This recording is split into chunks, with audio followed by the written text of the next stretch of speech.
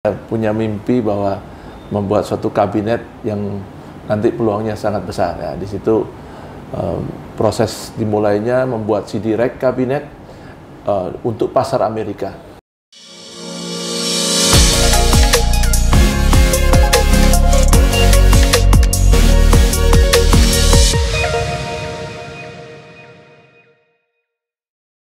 Selamat datang kembali di Simtalk Podcast. Kali ini kita bersama Integra Indo Kabinet dan saat ini kita berada di pabrik di Berto, Surabaya ya. Jadi kita melihat di sini tadi sempat keliling-keliling ya, kita diajak Pak Wijaya Karli tadi kita keliling-keliling melihat fasilitas di area 25 hektar ya Pak. Jadi saya di sini bersama dengan Pak Halim Rusli, founding father dari PT Integra Indo Kabinet. Selamat siang Pak. Apa kabar ya Pak? Luar biasa. Oke. Jadi kalau kita berbicara mengenai Integra Indo Kabinet ini mungkin belum banyak besti di rumah yang tahu ini perusahaan apa. Jadi mungkin Pak Halim bisa sedikit cerita asal mulanya, mulai berdirinya kapan tentang sedikit profil perusahaannya. Oke. Terima kasih. Selamat siang Pak Hilmi. Kita berdiri tahun 89. Tidak terasa sudah hampir 34 tahun. Kami berdiri dan dimulai dari sebuah home industry yang saya mulain, yaitu di belakang rumah, backyard ya istilahnya. Terus melihat peluang, saya mencoba mencari peluang-peluang pasar yang kira-kira cocok dengan harapan kita. Saya mulai dengan PT Integra ini dengan membuat satu industri kecil pada waktu itu, yaitu membuat produksi produk CD rack ya. Makanya ada nama Indo Kabinet di situ. Selalu kita bermimpi, dulu nama Indo kan selalu konotasinya besar ya. Saya punya mimpi bahwa membuat suatu kabinet yang nanti peluangnya sangat besar ya. Di situ proses dimulainya membuat CD rack kabinet untuk pasar Amerika. Jadi sambil berjalan kita melihat peluang-peluang yang ada, khususnya di Amerika, karena saya juga sempat kuliah di Amerika. Jadi saya sangat familiar dengan situasi kondisi di sana. Pada boleh dikatakan 4 tahun awal, yaitu 89 sampai 93, 94 itu kami fokus untuk untuk produksi CD kabinet audio maupun video kabinet itu berupa rak-rak begitu ya. Laci dari plastik, kemudian laci penyimpanan CD begitu ya Pak ya? Penyimpan storage ya, storage tepatnya.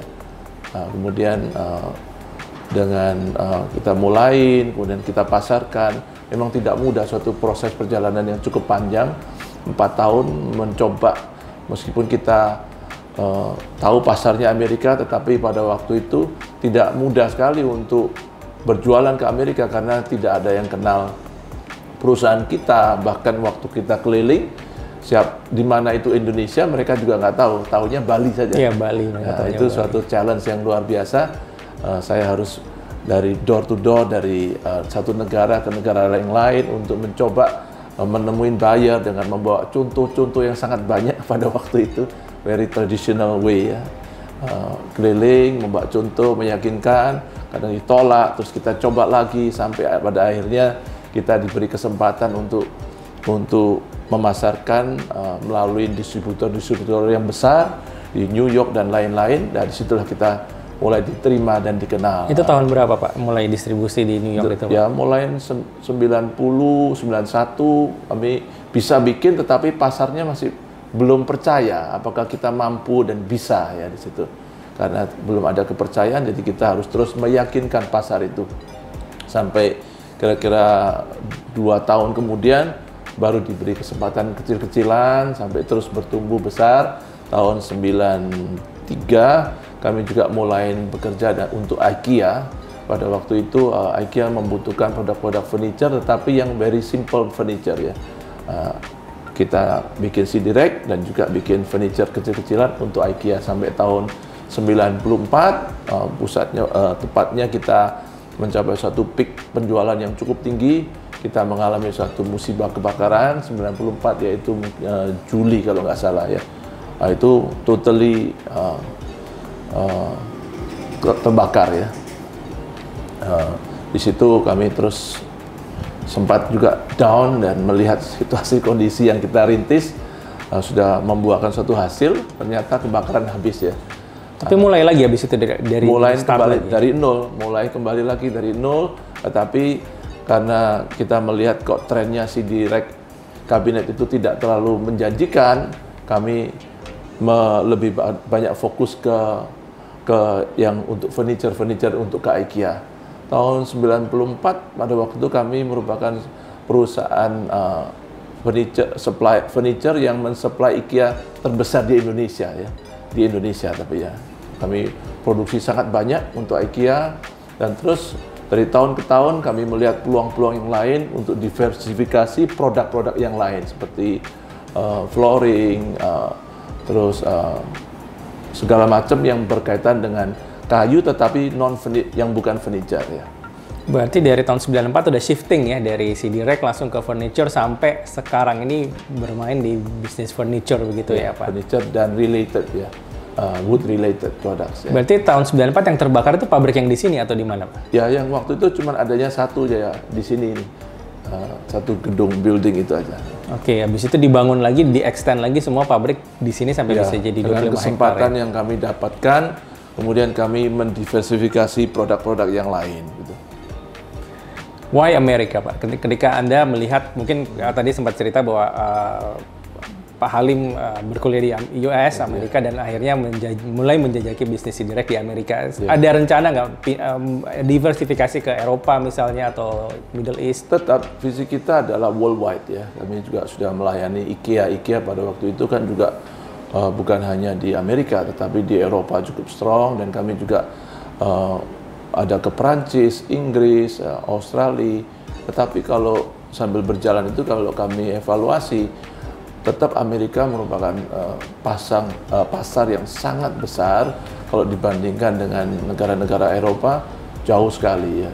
Di mana jumlah toko-toko yang ada di Amerika itu berbicaranya bukan puluhan, bahkan bukan ratusan, bahkan ribuan ya di sana. Kalau mereka pas cocok harga dan desainnya, mereka bisa mengambil volume yang sangat besar. Dan memang rujukannya kita orientasi daripada produksi adalah mass production. Amerika sangat cocok untuk orientasi yang mass production itu. Jangan kalau di Eropa beli tapi jumlahnya nggak banyak ya, karena size daripada toko-toko itu nggak besar. Mungkin besties sekalian di rumah belum, kalau yang belum tahu bahwa wood ini hampir 90% ya Pak, supply-nya ke Amerika ya. Betul, dan rata-rata masuk ke chain seperti Target dan Costco, benar ya Pak? Ya betul, major retailers yang di Amerika berkitakan hampir kita sudah layani, Target, Costco, Rooms to Go, Lowe's, Home Depot ya. Ya memang kita suka yang volume besar. Oke, dan itu memang sistemnya gimana Pak? Mereka kontrak 5 tahun kah atau by order atau gimana kerjasamanya? Kalau zaman sekarang ini sudah nggak ada yang katanya kontrak bertahun-tahun dengan jumlah, itu tidak ada. Yang ada adalah sepanjang desain dan produk ataupun harga kita masuk ya, dan disukai oleh pasar ya, itu pasti akan laku terus barang itu. Dan kami harus siap bahwa bicara furniture related ini adalah bicara desain ya, tren ya. Jadi kita harus terus pengembangan daripada produk-produk baru harus terus dijalankan. Jadi satu selesai, di belakang juga sudah harus terus development dengan kira-kira tren apa, baik itu warnanya, desainnya, itu adalah desainer kita yang akan terus berkomunikasi dengan buyer untuk mengikuti apa yang terupdate ya. Jadi desainnya dari buyer Pak? Kita ada desainer, tapi kita memberi lebih proaktif menjemput bola. Jadi dari buyer-buyer toko-toko itu mereka memberikan ide-ide, memberikan inspirasi, kira-kira tahun ini mereka sukanya model apa, warnanya seperti apa. Di situ ditangkap oleh desainer kita untuk bisa di-create produk-produk itu, kemudian disesuaikan dengan production friendly, yaitu desain maupun cara produksinya yang bisa cocok ya. Desainnya bagus, tetapi kalau produksinya sulit juga akan menjadi high cost ya. I see, berarti memang kalau kita lihat ini sustain banget ya demand dari Amerika ya. Jadi meskipun kalau kita tahu beberapa waktu terakhir sempat isu-isu mengalami resesi, tapi kami melihat kayak sepertinya even mungkin di performa di semester 1 ini masih mencetak keuntungan ya Pak, margin masih 2% dan profit margin ya. Iya. Saya sangat yakin dalam perjalanan 33 tahun itu, di mana kami memang fokusnya di Amerika. Amerika itu secara infrastruktur luar biasa dibandingkan negara-negara yang lain ya, dan terus selalu ada pertumbuhan dan saya melihat bahwa hampir merata di setiap katakan kota kecil, tetapi infrastrukturnya juga hampir sama dengan kota besar. Jadi daya beli itu selalu ada ya. Kalaupun sekarang ada sedikit slow down, itu kan dunia ya, global, bukan hanya Amerika. Dan saya sangat yakin bahwa Amerika dengan segala kekuatannya, dengan segala kehebatannya, mudah sekali dan cepat sekali bisa bangkit dibandingkan negara-negara Eropa yang lainnya. Saya sempat dengar juga kalau memang tren furniture di Amerika tuh kalau bosan mereka bisa jual ke second hand market ya. Jadi ada pasar memang sekunder gitu. Jadi kalau bosan sama furniture ini mereka jual ke penampung, terus mereka beli lagi model baru. Itu benar nggak Pak? Betul, karena furniture itu kan trendy, selalu berubah desainnya. Jadi kalau mereka pada suatu titik, ada suatu waktu di mana mereka yang beli itu tidak kurang begitu disukai, mereka langsung turunkan harga untuk di flash off ke pasar-pasar yang bisa mengabsorb itu. Jadi mereka karena sudah juga sangat berpengalaman ya, mereka langsung juga dalam kurun waktu yang tidak terlalu lama dan melihat tren daripada penjualan itu kan, mereka bisa melihat wah ini kurang disukai, langsung dilempar ke pasar yang lebih rendah, yaitu dengan diskon ya. Jadi mereka nggak akan punya heavy inventory untuk barang-barang yang tidak laku ya. Mereka sudah tersegmentise dengan baik ya, chain-nya itu.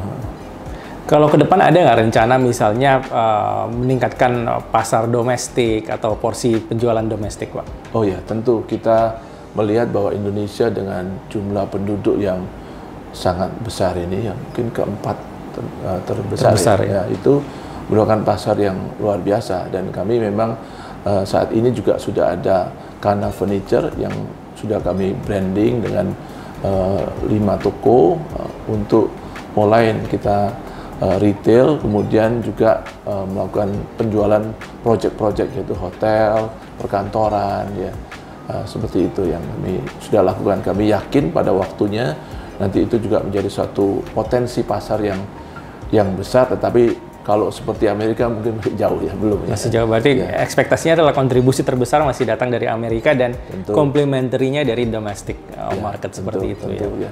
Kami juga ikut berpartisipasi untuk mengisi perumahan-perumahan yang didesain oleh pemerintah juga. Termasuk ke IKN, Pak, ada kontribusi ke sana? Kami berusaha untuk bisa juga berpartisipasi untuk mengisi proyek-proyek itu. Karena kemarin saya dengar sama Wisma Atlet itu sempat masuk ya? Ya, Wisma Atlet dan perumahan-perumahan dari pemerintah yang dibangun itu kami ikut, karena secara kualitas dan persyaratan kami sudah mengikuti tren maupun kualitas yang sudah sesuai standar lah ya. Oke, berarti jadi tadi juga sangat happy. Kalau tadi Pak Halim bilang brandnya namanya Kana ya, Kana Furniture. Itu sudah ada di mana aja, Pak? Mungkin kalau boleh tahu. Di Surabaya, Jakarta. Ya. Jakarta di mana tuh ada di Kemang. Kemang. Oh, oke. Mungkin Besti yang di rumah kalau mau mampir bisa ke Kana Kemang ya. Ya, biasanya kan toko itu kan mereka, kita juga ada jual online, tapi mereka kadang ingin melihat kira-kira perlu touch and feel-nya ke toko itu untuk bisa melihat kira-kira kualitas seperti apa begitu. Kalau di Amerika trennya emang masih perlu touch and feel atau orang udah lihat model beli langsung kirim ke rumah, Pak? Kalau di Amerika karena sudah begitu maju ya, jadi mereka nggak perlu touch and feel mereka, dan juga mereka kan punya kalau nggak suka bisa di return juga kan di sana di Amerika. Jadi sistemnya sudah mendukung bahwa tidak harus touch and feel. Kalau mereka nggak suka mereka bisa kembalikan itu. Oke, berarti secara so far so good, tidak ada sesuatu yang major issue membuat mereka wah kualitas nggak oke ataupun ya so far masih sangat oke lah. Berarti intinya kalau kita melihat dengan kualitas yang sudah masuk sampai IKEA, sampai ke Costco, berarti kualitas Kana itu bukan kualitas yang main-main ya, apa kualitas Tentu. top nomor 1 ya? Tentu kami selalu menjaga dengan sistem kontrol di production, sehingga mulai dari development produknya dengan konstruksi yang terdesain dengan baik, tidak dimungkinkan terjadi suatu defektif ya. Kemudian kontrol dari setiap bagian sampai ke barang sebelum shipment itu ada sistem kontrol yang bisa mencegah terjadinya suatu kegagalan dalam produksi. Jadi kami sudah atur seperti itu, sehingga hampir boleh dikatakan kalau barang yang sudah terkirim cukup memuaskan customer kita. Mungkin pertanyaan terakhir Pak, kan namanya Integra Indo Kabinet kan? Yeah. Berarti dari hulu sampai hilir semua ada ya Pak? Dari forestry juga ada? Betul sekali, kami juga punya mengelola hutan yang di Kalimantan Timur, hutan alam yang juga tersertifikasi hijau, kemudian diproses sampai ke barang jadi, sampai ke retail ini. That's why kalau kita lihat net profit marginnya kalau pada masa-masa normal bisa sampai 10% ya Pak ya? Ya tentunya. Ya. Saya tetap yakin bahwa kalaupun saat ini ada gejolak ekonomi karena inflasi, itu hanya sesaat saja ya. Karena itu dinamika daripada perkembangan dunia global ya. Betul. Jadi memang kalau kita lihat, kalau bagi sisi investor pun ketika terjadi market crash itu biasanya Warren Buffett itu bilang, investor nomor 1 di dunia selalu bilang be greedy when others fear. Jadi ketika orang ketakutan malah kita harus beli banyak sahamnya, sehingga ketika nanti krisis yang sementara itu berbalik menjadi recovery, kita udah punya. Betul.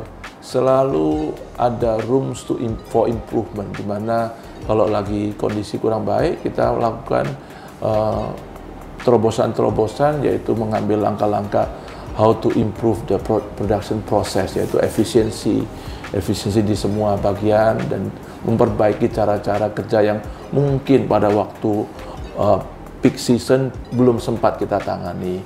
Dan kami terus di Amerika juga memperbaiki cara-cara distribusi, yaitu lebih turun ke downstream. Kalau dulu banyak dijual ke importer, wholesaler, kami sudah turun ke home centers ya, jadi ke retailer, bahkan nanti kami ingin juga nanti turun sampai ke semua lari daripada produk itu kan ke property developers, yaitu home builders istilahnya di Amerika. Kami juga sudah melakukan terobosan-terobosan dengan menghubungin peluang-peluang untuk bisa jual langsung ke home builders. Jadi yang mereka pengembang di Amerika kan cukup besar juga. Kalau kita bisa menjalin hubungan itu, berarti kita bisa memangkas beberapa layer distribusi ya. Tentunya buat mereka juga suka karena ada cost saving, buat kita juga ada penambahan daripada satu layer atau beberapa layer cost tambahan ya. Maksudnya profit tambahan. Berarti di Amerika sudah ada representative office di sana atau distribution center sudah ada? Sudah. Dengan spirit untuk bisa masuk lebih dalam lagi ke pasar Amerika, kami juga menyiapkan tim sales di Amerika, tepatnya di Houston, Texas. Ya. Kami sudah mempunyai beberapa salesman, yaitu yang terus langsung direct, di mana itu juga untuk customer kita lebih memberikan service yang lebih memuaskan ya, karena kami hadir di sana. Kalau ada hal-hal yang mereka ingin tanyakan atau lain-lain, salesman kami yang terdepan yang bisa menjelaskan baik produk maupun apa saja yang mereka ingin tahu, termasuk service juga begitu. Berarti itu representative office lah seperti gitu di sana. Betul. Ya. Kita harapkan kan mereka yang akan turun langsung jualan ke, yaitu tadi yang home builders ya. Mereka selama ini beli melalui importer atau wholesaler. Dengan adanya sales ini lebih meyakinkan bahwa memang kita hadir di Amerika dengan volume yang cukup besar dan lengkap.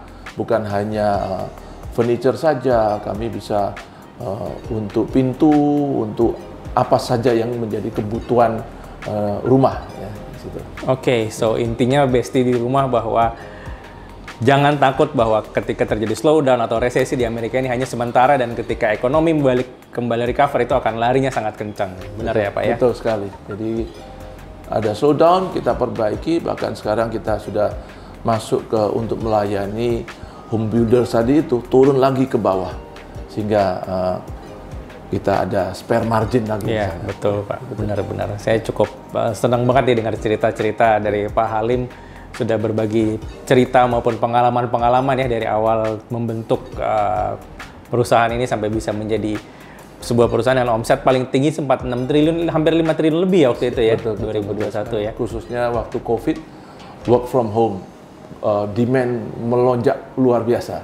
Dan kami juga harus siap untuk bisa menerima keadaan yang perubahan yang kebutuhan meningkat banyak itu ya. Jadi kami juga langsung meningkatkan kapasitas ya. Langsung tetap bisa menyelayani demand segede apapun, tetap bisa terlayani ya.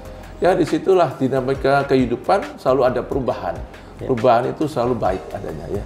Cuma kita harus juga kreatif dengan perubahan seperti ini. Bagaimana kita menyikapi itu yang kami menjadi satu prinsip hidup kita, yaitu selama 33 tahun ini tidak ada yang semua serba monoton, stagnan, begitu tidak ada. Yaitu gelombang perubahan itu selalu ada, dan kita harus terdepan untuk bisa mengantisipasi perubahan-perubahan itu dengan terobosan-terobosan. Ya. Nggak ada perubahan, nggak ada gejolak, tidak ada kejutan nanti. Betul, jadi betul. Gejolak itu membuat bahkan kita lebih kuat kembali, betul we come back stronger ya Pak. Betul. Ya. Dan it will be many years to come ya untuk Wood untuk terus bisa menanjak terus ya, mengekspansi sayapnya di Amerika. Betul, kami sudah 33 tahun, untuk kami yaitu tetap menjadi perusahaan yang sustainable dari generasi ke generasi. Sudah 33 tahun kami tetap ingin eksis, terus bertumbuh. Kemudian juga kami ingin juga di perusahaan yang profitable juga, dengan mencari terobosan turun ke bawah dengan margin yang tambahan lagi ya. Kemudian juga scalable, kami juga akan terus bertumbuh secara size maupun secara product range, sehingga menjadi suatu perusahaan furniture yang sangat lengkap sekali untuk memenuhi kebutuhan rumah.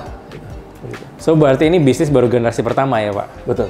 Jadi masih akan ada bergenerasi-generasi lagi ke bawah ya, legacy. Ya, dan juga banyak sekali anak-anak muda yang luar biasa, yang punya track record maupun prestasi yang luar biasa, profesional. Kita juga undang untuk bergabung dengan moto tadi itu, harus sustainable, profitable, dan scalable. Itu yang kita tawarkan ke anak-anak muda, sehingga menjanjikan suatu masa depan yang baik. Terima kasih banyak Pak Halim Rusli atas insight-insightnya yang sangat meaningful. Aku belajar banyak nih dengan Pak Halim Rusli, meskipun waktunya cukup singkat, tapi ya kami dari SIM Invest berterima kasih banyak atas kehadiran dan waktunya di acara SIM Talk Podcast kali ini. Dan sekian, kita akan jumpa lagi di episode-episode selanjutnya. Terima kasih. Dan mungkin Pak Halim Rusli ada kesan-pesan terakhir? Saya rasa sudah banyak di cover. Ya, jadi pasar terus bisa berubah, tapi tetap yakin bahwa kalau kami ini sudah mempunyai satu komitmen untuk terus bertumbuh. Jadi nggak usah khawatir dengan kinerja daripada Wood, khususnya bahwa kami selalu berupaya mencari terobosan-terobosan yang terbaik untuk ke depan Wood ini. Ya, gitu. Terima kasih Pak Halim Rusli. Ya, terima kasih. Terima kasih.